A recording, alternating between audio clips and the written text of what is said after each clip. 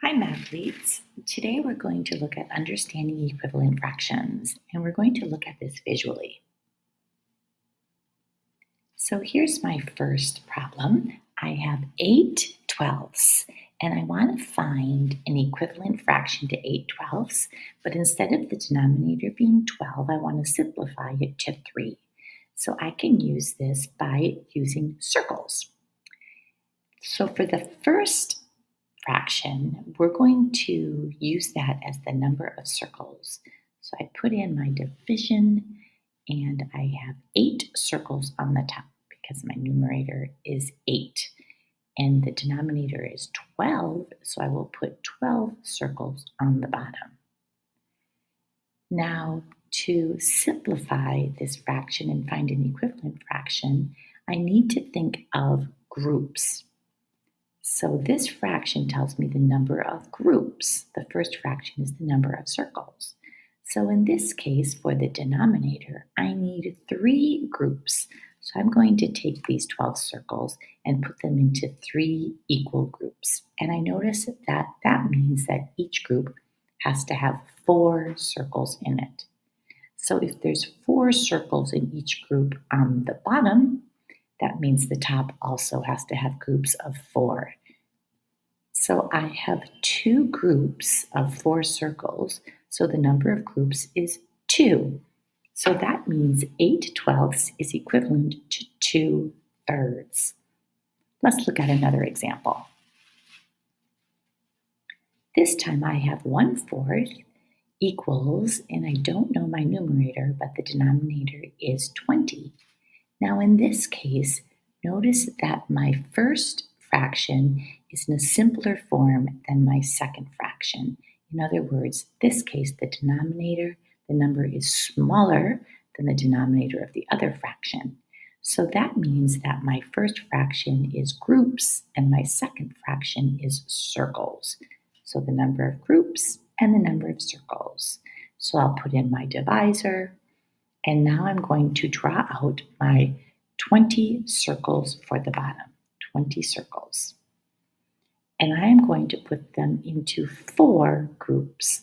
So when I put them into 4 groups, I notice that there is 5 in each group. Now if I look at my 1/4, I notice that the 1 tells me how many groups I should have as my numerator. So I have 1 group.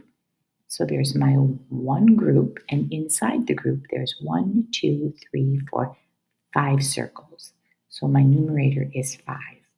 So 1/4 is equivalent to 5/20. This time we're going to look for the numerator, and we notice that the denominator is 12 and the other fraction is 1/4. Just like the other one, you'll notice that the 12 is bigger than the 4.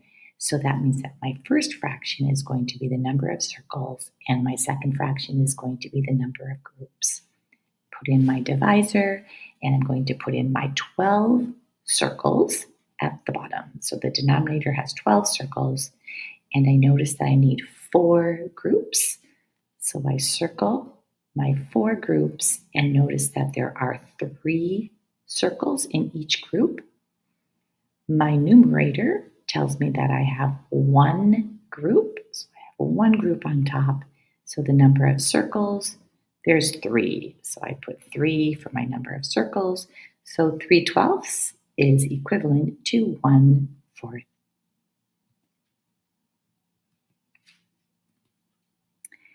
This time I have the numerator 8, but I'm missing my denominator, and I want to find the fraction that's equivalent to 1/3.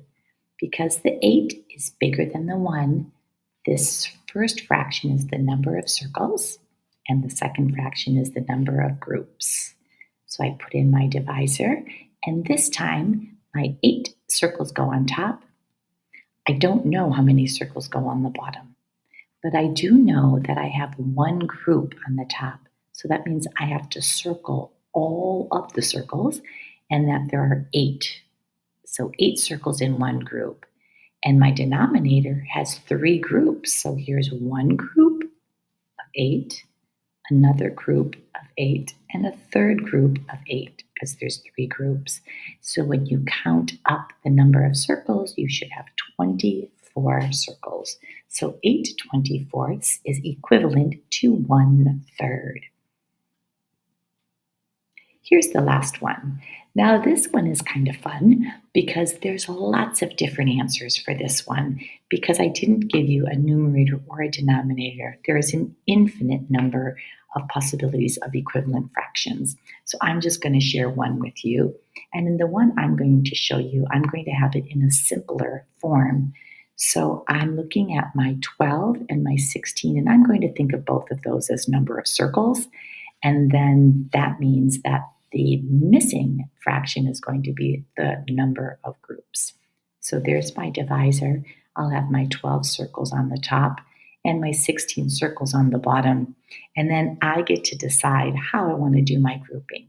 And I think I'm going to do groups of 4. So I notice that I have 3 groups of 4 on the top, and I have 4 groups of 4 on the bottom. So the equivalent fraction for 12/16, one of them would be 3/4. So I hope this visual way helps you understand more about equivalent fractions.